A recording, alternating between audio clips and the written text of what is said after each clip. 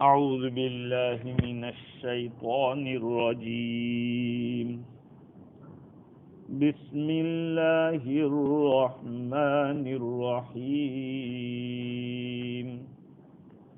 وقضى ربك ألا تعبدوا إلا إياه وبالوالدين إحسانا إما يبلغن عندك الكبر أحدهما أو كلاهما فلا تقل لهما أف ولا تنهرهما وقل لهما قولا كريما واخفض لهما جناح الذل من الرحمة وقل رب ارحمهما كما ربياني صغيرا صدق اللہ العظیم.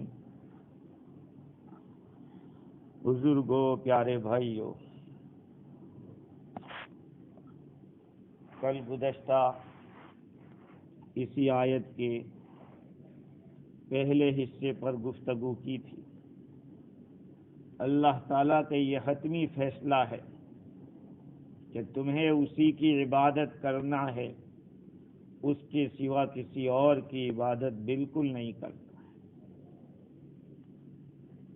یہ کل کی گفتگو تھی. اس کے فوراً بعد ساتھ میں کنٹینیو اللہ تعالیٰ فرماتے ہیں کہ والدین کے ساتھ اچھا سلوک کرو. اگر تمہارے سامنے ان میں سے ایک یا دونوں کے دونوں بڑھاپے کو پہنچ گئے ہو تو انہیں اف تک مت کہو، ان کو جھیڑکو مت، اور ان سے نرم بات کرو، شریفانہ بات، اور ان کے لیے عاجزی کے بازو جھکا دو شفقت سے، اور یہ دعا کرتے رہو کہ میرے رب تو ان دونوں پر رحم کر جیسے کہ مجھے انہوں نے بچپن میں پالا تھا، پوسا تھا، میری پرورش کی تھی. آپ سوچئے اس بات کو کہ حق جل وعلا نے اپنی عبادت کا حکم اور شرک کی نفی کرنے کے فوراً بعد ماں باپ کے ساتھ اچھا سلوک کرنے کا حکم دیا. احسان تو عربی زبان کا لفظ ہے، ہمارا اردو والا احسان نہیں. ماں باپ پر کون احسان کر سکتا ہے؟ ماں باپ پر کوئی احسان کر سکتا ہے؟ وہ تو اچھا سلوک کرنا ہے. کچھ بھی کر لیں لیکن ماں باپ پر کوئی احسان، ہمارا اردو والا احسان نہیں ہو سکتا. ہندی والا کہتے ہیں نا میں نے تجھ پر کتنا احسان کیا. احسان سے مراد اچھا سلوک. اب دیکھیے اللہ تعالیٰ نے آخر کیا وجہ ہے کہ اپنی عبادت کے ساتھ ماں باپ کے حسن سلوک کو بیان کیا.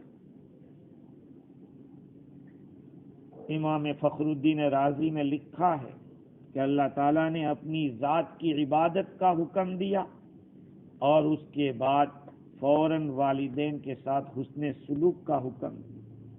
ان دونوں میں کیا مناسبت ہے؟ اللہ تعالیٰ کی عبادت میں اور ماں باپ کے ساتھ حسن سلوک کرنے میں کیا مناسبت ہے؟ کئی مناسبتیں اور کئی تعلقات ہو سکتے ہیں دونوں میں.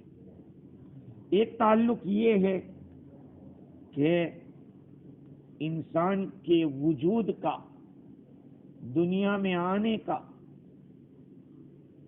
ظاہری سبب ماں باپ ہے اور حقیقی سبب وہ اللہ کی ذات ہے. اصل پیدا کرنے والی ذات اللہ کی، لیکن اسباب کے درجے میں ماں باپ ہے کہ جن کے ذریعے ہم دنیا میں آئے.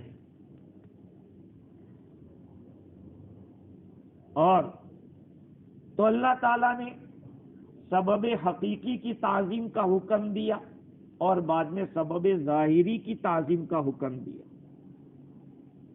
والدین کے احسان کو، والدین کے ساتھ حسن سلوک کرنے کو اپنی توحید کے ساتھ بیان کیا ہے، اس لیے کہ ماں باپ کو اللہ تعالیٰ سے ایک قسم کا تعلق اس طور پر ہے کہ اللہ تعالیٰ ہمارا رب ہے، پرورش کرنے والا ہے، پیدا کرنے والا ہے، ہمارے وجود کا سبب ہے۔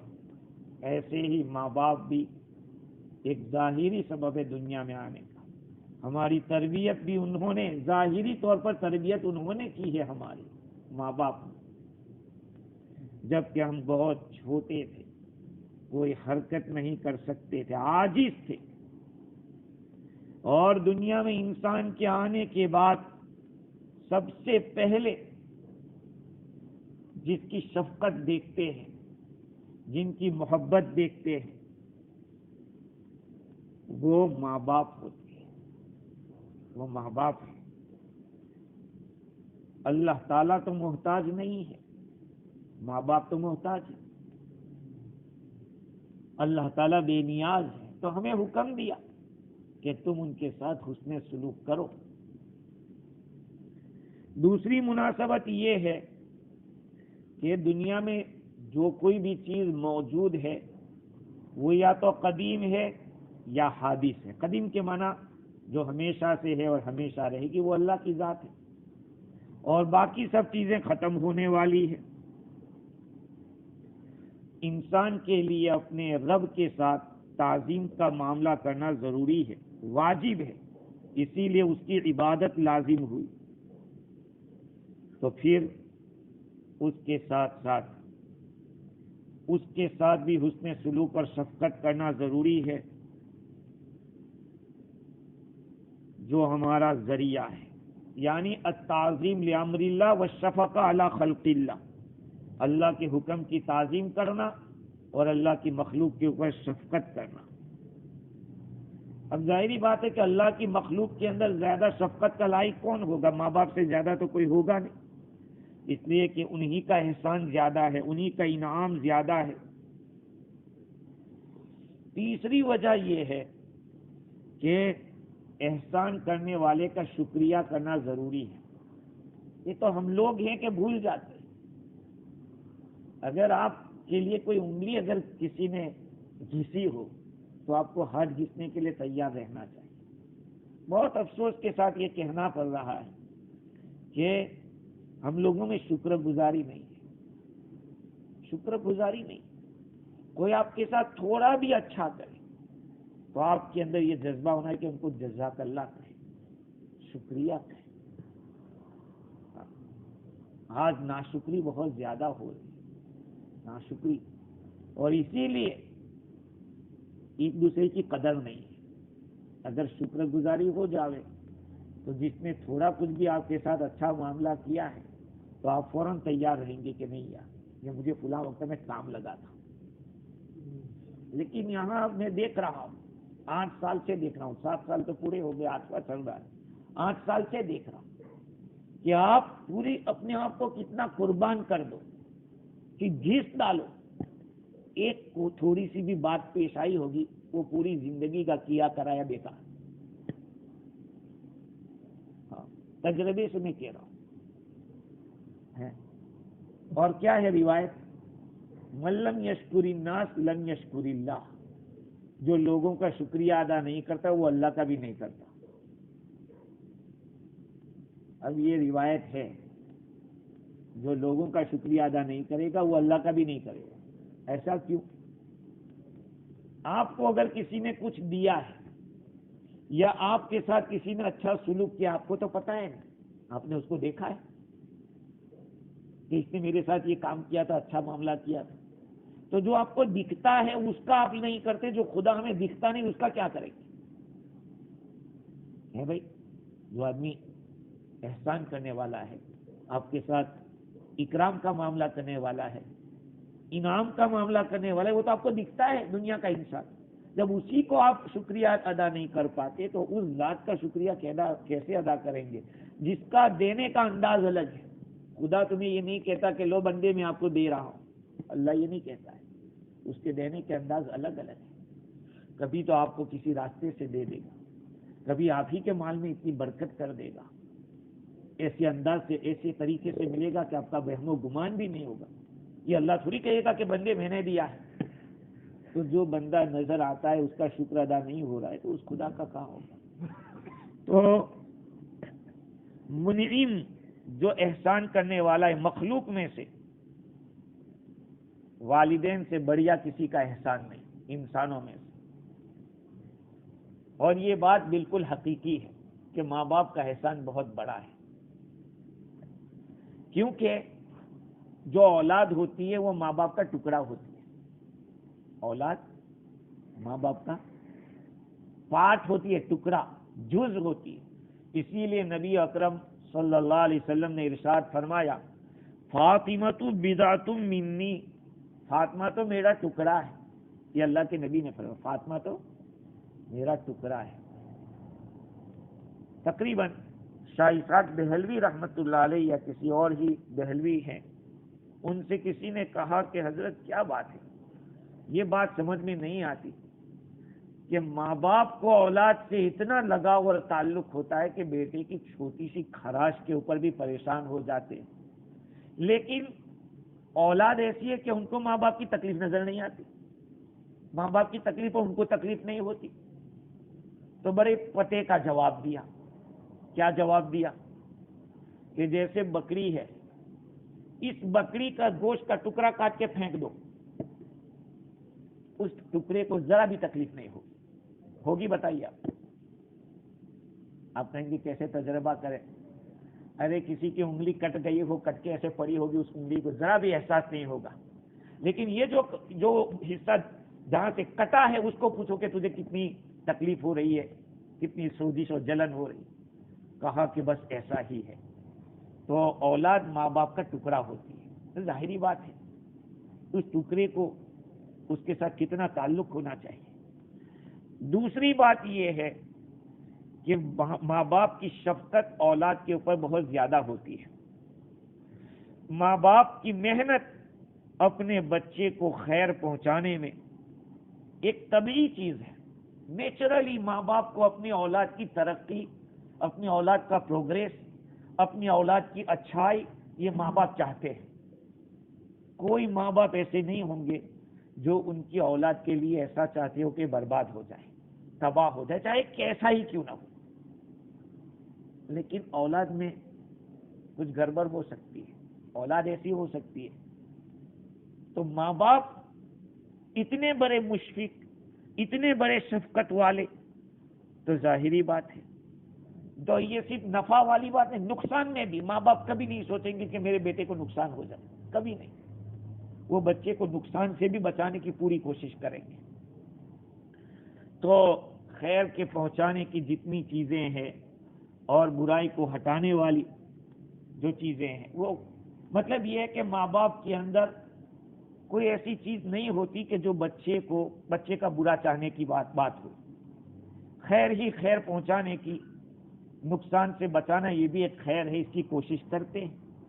معلوم ہوا کہ والدین کے احسان اولاد کے اوپر زیادہ ہوتے ہیں.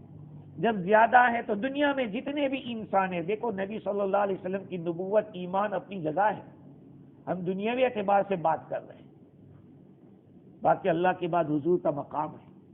ایک انسان دوسرے انسان کو جو نفع پہنچا سکتا ہے وہ ماں باپ اپنی اولاد کو جتنا پہنچاتے اس سے زیادہ نہیں کوئی پہنچا سکتا. ہاں، چاہے ماں باپ کڑکے بھی ہوں گے، مال و دولت سے خالی بھی ہوں گے، لیکن وہ اپنی اولاد کو ہمیشہ سوچیں گے کہ اس کا بھلا ہو.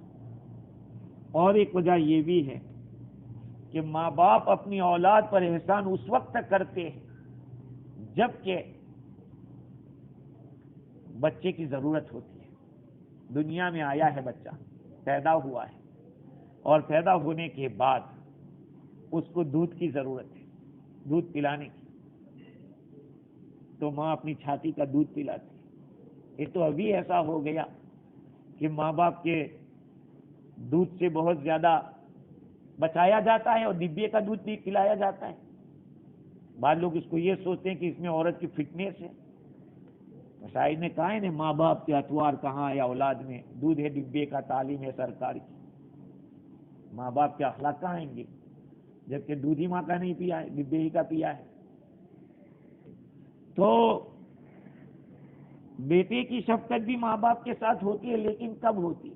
ماں باپ جب برے ہو جاتے ہیں تب ہے، تب بچہ ماں باپ کا خیال کرنا شروع کرتا ہے۔ جب بہت برے ہو جاتے ہیں تو ماں باپ کو ضرورت پڑتی ہے۔ خیر، دنیا کے اندر بہت سارے ایسے لوگ آئے جو اپنے آپ کو بڑے حکیم اور ہوشیار کہتے تھے، لیکن وہ لوگ اس بات کو نہیں سمجھ سکے کہ ماں باپ کتنی قیمتی چیز ہے۔ آپ سوچیں کہ ہندوستان کا گاندھی، جس کو گاندھی جی کہتے ہیں، میں تو نہیں کہتا کہ وہ مہاتما ہے، لیکن لوگ کہتے ہیں، اس کے بارے میں آپ سوچئے کہ اتنا بڑا لوگوں کے اندر اس کو مقام حاصل ہوا، لیکن وہ کیا کہتا ہے معلوم؟ میری ماں کے مقابلے میں گائے کا مجھ پر بڑا احسان ہے، کیونکہ ماں نے تو مجھے 2 سال ہی دودھ پلایا، گائے زندگی بھر پلاتی رہی۔ اور وہ کہتا ہے کہ ماں نے تو دودھ ہی پلایا اور کیا کیا، گائے تو مرنے کے بعد بھی اس کے چمڑے کا ہمیں فائدہ ہوتا ہے، اس کے جوتے پہنتے، یہ کرتے ہیں وہ کرتے ہیں۔ اب دیکھیے دنیاوی اعتبار سے کتنا ہوشیار سمجھا جاتا ہے گاندھی جی، اس کی سوچ یہ ہے۔ اسلام نے کیا بتایا کہ ماں باپ چاہے کافر بھی ہو ان کا اکرام کرنا پڑے گا، مشرک ہو آپ کو تعظیم کرنی پڑے گی۔ یہ سوچ کر نہیں کہ کافر ہے اس لیے اب یہ گر گئے، نہیں، اس کا خدا سے معاملہ ہے۔ ہاں، یہ دین ہے ہمارا۔ اچھا، سوال یہ ہو سکتا ہے کہ دین میں، اسلام میں ماں باپ کا اتنا اکرام کیا اور اتنا احترام کرنے کو کہا، تو ماں باپ نے کیا کیا؟ تھوڑی سمجھانے کے لیے میں کہہ رہا ہوں، اس کو امام فخر الدین رازی نے لکھا ہے تفسیر کبیر میں کہ ماں باپ کی ملاقات ہوئی اور دونوں اپنی شہوت پوری کر رہے تھے ایک لذت کے خاطر، اور اس ملاقات کے اندر بچہ ہو گیا، تب تو پھر یہ تو اپنی لذت پوری کر رہے تھے اور ہم آ گئے دنیا میں، تو اس کو کون سا احسان کہتے ہیں؟ بعض لوگ ایسا اعتراض کرتے ہیں۔ اس لیے کسی حکیم کا قصہ لکھا ہے کہ وہ اپنے باپ کو مارا کرتا تھا، دنیاوی اعتبار سے حکمت ہوگی اس کے پاس، وہ اپنے ماں باپ کو، اپنے والد کو مارتا تھا اور یہ کہتا تھا کہ یہ دنیا میں تو مجھے لایا، یہی بڑی غلطی کی تم نے دنیا میں لانے کی، تو نے اپنی لذت کے اندر مجھے موت سے دو چار ہونا پڑے گا، محتاجی سے دو چار ہونا پڑے گا، مجھے اندھا پائے گا، مجھے اسی طرح سے اپاہج ہونا پڑے گا، یہ سب چیزیں تیری وجہ سے۔ اپنے باپ کو مارا کرتا تھا۔ اور ایک شاعر گزرا ہے ابو الاعلی مواردی، اس نے تو شادی ہی نہیں کی تھی، شادی نہیں کی۔ اس سے کسی نے پوچھا کہ تو مر جائے تو تیری قبر پہ کیا لکھے، تو مر جائے تو تیری قبر پہ ہم لوگ کیا لکھے؟ تو اس نے ایک شعر کہا کہ ہذا جناب ابی علی وما جنیت علی احد، کہ یہ وہ آدمی سویا ہوا ہے قبر میں کہ جس پر اس کے باپ نے جنایت کی تھی، ظلم کیا تھا، اور میں وہ آدمی ہوں کہ میں نے کسی پر ظلم نہیں کیا۔ یعنی اس نے شادی نہیں کی، اولاد ہی نہیں، شادی نہیں کی۔ اس کے اوپر بھی اس نے اشعار کہے تھے کہ ترکت اولادی وہم فی نعمت العدم سبقت نعیم العاجل، بھائی میں نے اپنی اولاد کو نہ ہونے کی شکل میں رہنے دیا، وہ دنیا میں آوے ہی نہ، میں نے اولاد کو لانے کی کوشش ہی نہیں کی، شادی ہی نہیں کی۔ وَلَوْ أَنَّهُمْ وُلِدُوا لَعَانُوا شِدَّةً تَرْمِي بِهِمْ فِي مُوبِقَاتِ الْأَجْعَاجِلِ، کہا کہ اگر وہ دنیا میں آ جاتے اور دنیا میں تکلیف برداشت کرتے تو بڑی پریشانی ہوتی، ان کو تکلیفیں ہلاکت میں ڈال دیتی، اس لیے میں نے شادی نہیں کی۔ اچھا، وہ سوال کہ ماں باپ نے اپنی لذت حاصل کرنے کے لیے ملاقات کی تھی ایک دوسرے سے اور اس سے میں پیدا ہوا، تو ٹھیک ہے، جہاں تک دنیا میں آیا نہیں تھا وہاں تک تو ٹھیک تھا، لیکن آ جانے کے بعد ماں باپ نے کیا کیا؟ پالا پوسا، تکلیفیں برداشت کی، سوکھے میں سلایا، گیلے میں سوئی، رات کو 12 بجے 1 بجے اٹھ کے۔ ایک بادشاہ تھا، مجھے بھی اچانک یاد آئی وہ بات، ایک بادشاہ تھا، اس کے بھی بچہ تھا، اس نے اپنی بیوی سے کہا کہ کیا روزانہ بچے کو تو اپنے پاس سلاتی، ایک دن میرے پاس لا۔ کہا دیکھو یہ آپ کا کام نہیں ہے، آپ نہیں کر سکتے۔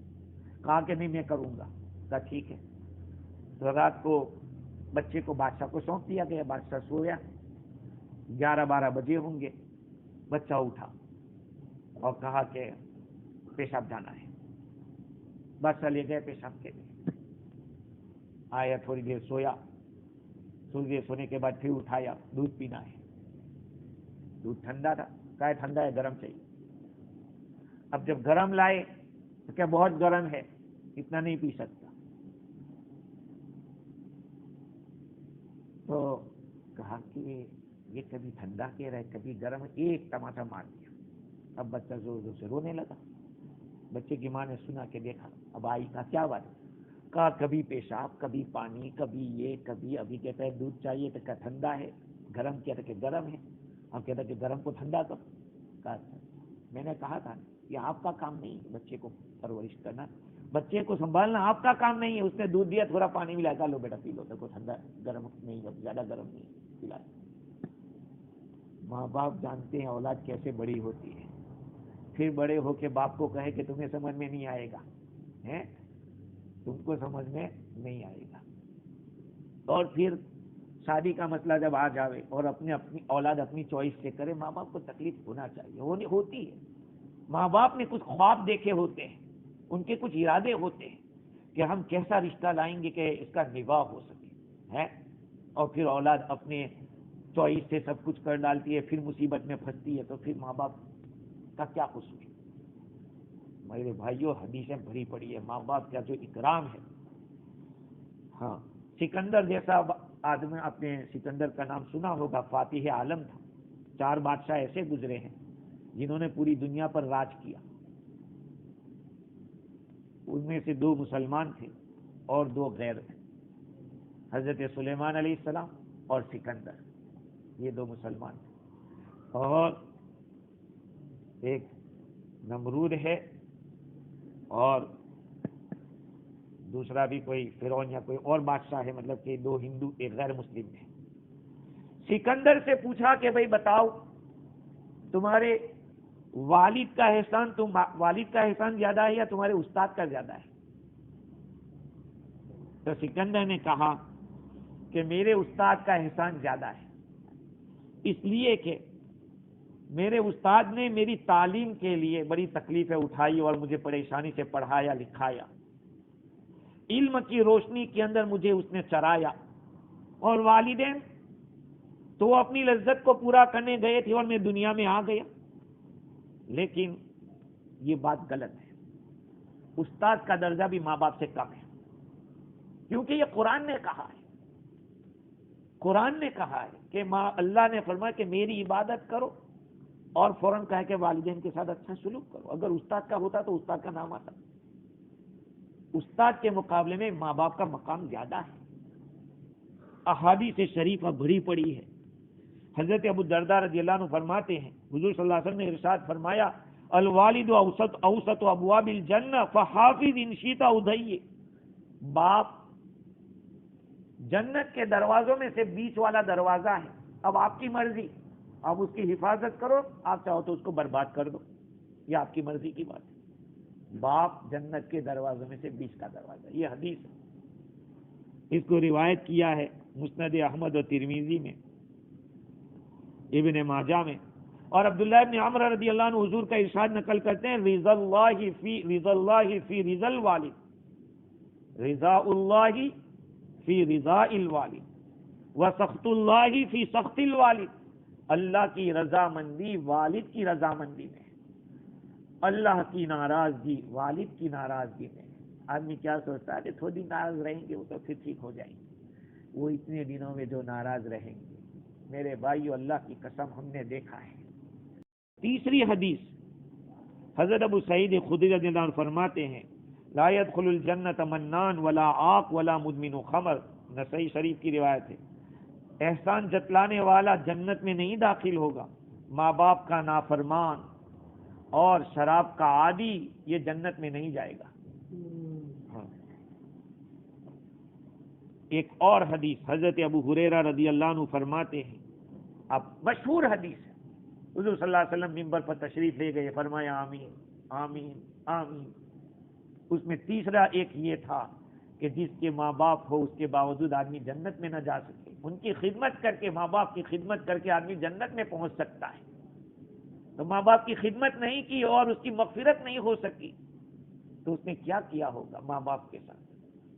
دوسری ایک حدیث ہے، حضرت ابو ہریرہ رضی اللہ عنہ فرماتے ہیں رغم انفو ثم رغم انفو ثم رغم انفو، اس کی ناک خاک آلود ہو، وہ ذلیل ہو، رسوا ہو، وہ ناکام ہو، ناکام۔ حضور سے پوچھا کہ حضور وہ کون ہے؟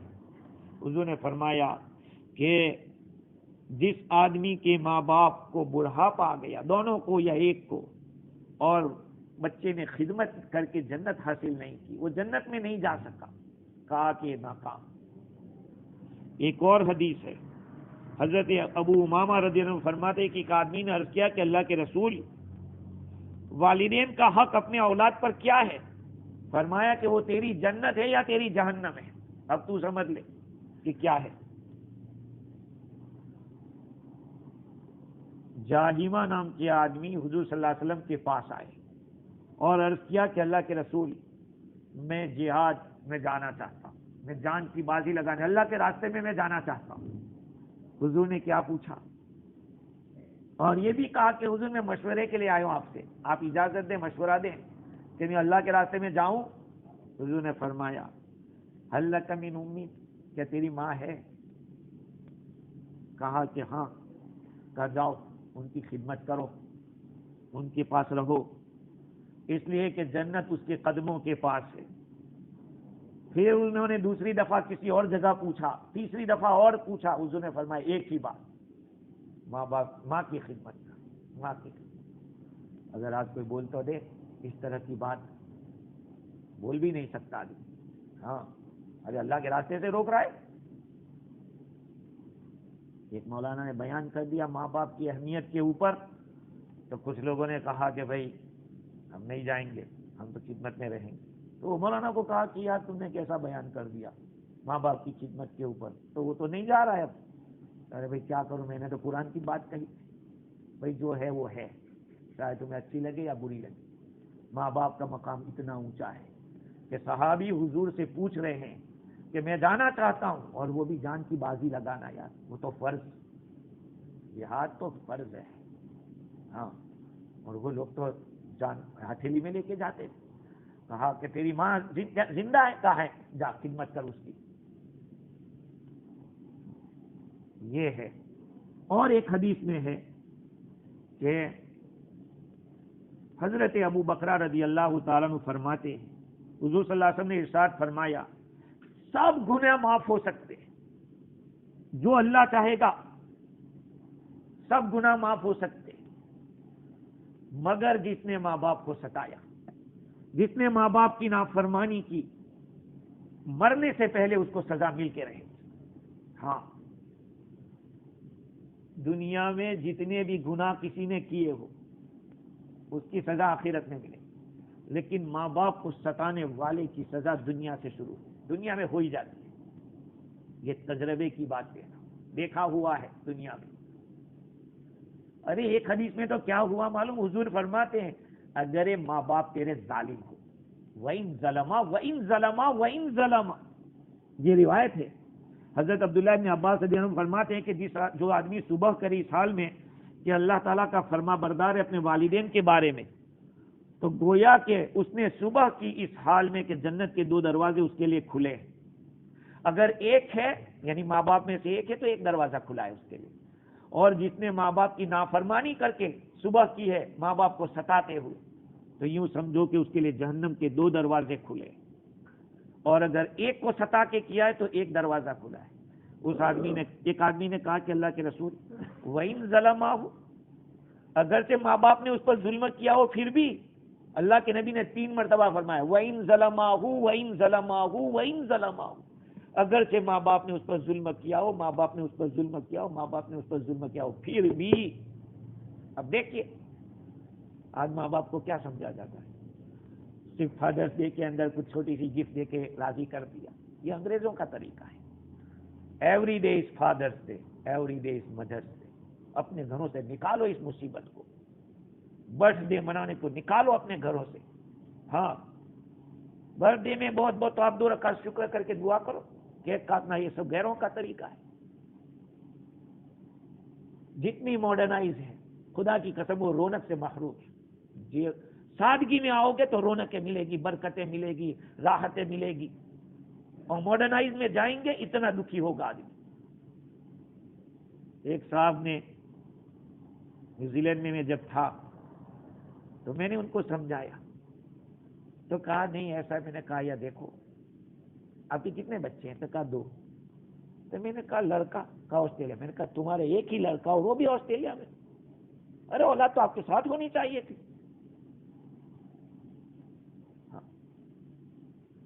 اولاد کو چاہیے کہ اپنے ماں باپ کی خدمت کو اپنی سعادت سمجھا. ہمارے نہیں، ہمیں پوچھو، جس کا نہیں اس کو پوچھو کہ ماں باپ کتنی بڑی دولت ہے. قرآن میں اولاد جو ماں باپ کے پاس رہتی ہے اس کو نعمت قرار دیا. وہ بنین شہودا، ہم نے اس کو حاضر باش اولاد دی ہے کہ پاس رہنے والی اولاد. بعض لوگ یہ سوچتے ہیں ارے کام تو کسی سے لے لیں گے یار، $25 $50 کسی کو دے دیے، سیوا کرنے والے تو بہت سارے مل جائیں گے، بچہ بھیجتا رہے گا پیسہ. یہ بھی ایسی سوچ والے تھی. لیکن وہی بات ہے، دین تو یہی کہتا ہے وہ اولاد کو دین نہیں سکھاؤ گے تو اولاد ماں باپ کو لاتے مارے گی. ہوا ایسا. ہمارے یہاں کا ایک قصہ سناؤں کہ ہمارے یہاں ایک بہت زیادہ پڑھا لکھا آدمی تھا، بڑی پوسٹ کا، گورنمنٹ جاب کے اندر کلیکٹر یا اس طرح سے اتنا بڑے پوسٹ پہ تھا. اس کے گھر پہ کچھ لوگ ملنے کے لیے آئے. اب بیچارہ کھدر کا کپڑا بڈھا آدمی کیسا پہنتا رہا، انڈیا میں تو ابھی بھی پہننے والے پہنتے کھدر کا کپڑا ایسے بیٹھا ہوا تھا. وہ لوگ آ گئے. اب لڑکا اندر پانی لینے گیا. اتنے میں وہ ان لوگوں نے پوچھ گیا ہوئی زی، یہ کون سا؟ از مائی سروانٹ. کیا کہا؟ از مائی سروانٹ. اب وہ جب پانی لینے گیا تو اس نے ان سے پوچھا کہ بھئی کیا بات ہوئی، تم لوگوں نے کچھ بات کی؟ کہا وہ تو ہم ان کو پوچھے تھے کہ یہ کون ہے. سر کیا کہا؟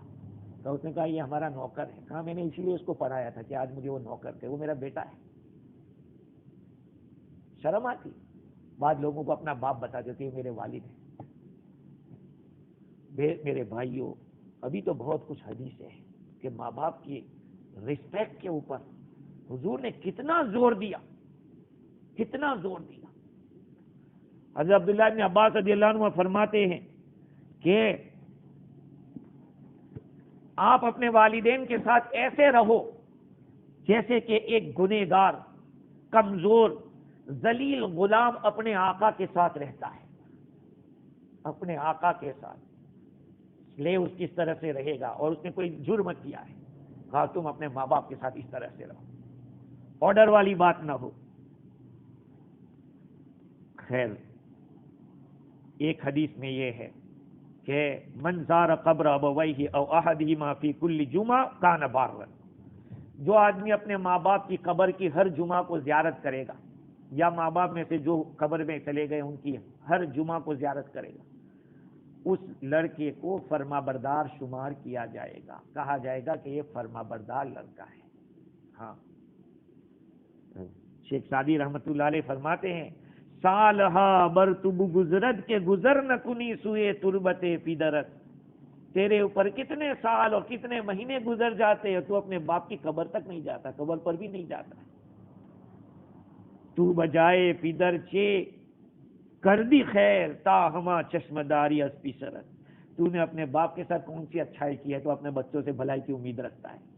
ہم یہ چاہتے ہیں کہ ہماری اولاد ایسی رہے ویسی رہے، ہمیں پوچھتی رہے اور ہماری کہنے پہ چلتی رہے. ارے تم نے اپنے ماں باپ کے ساتھ کیا کیا ہے؟ تو اپنا فیصلہ خود کر لینے کا. ہم نے جو کہ what goes around comes around, ویسا ہم نے کیا ویسا ریٹرن ہم کو ملنے والا ہے. یہ تو دین ہے، قرآن ہے. قرآن نے کہہ دیا ہے وَبِالْوَالِدَيْنِ احسانا. اپنے والدین کے ساتھ اچھا سلوک پر. اچھا سلوک کیا ہے اس کے لیے انشاءاللہ کل گفتگو کریں گے، اور بھی کچھ باتیں عرض کرنی ہے اس کے اوپر.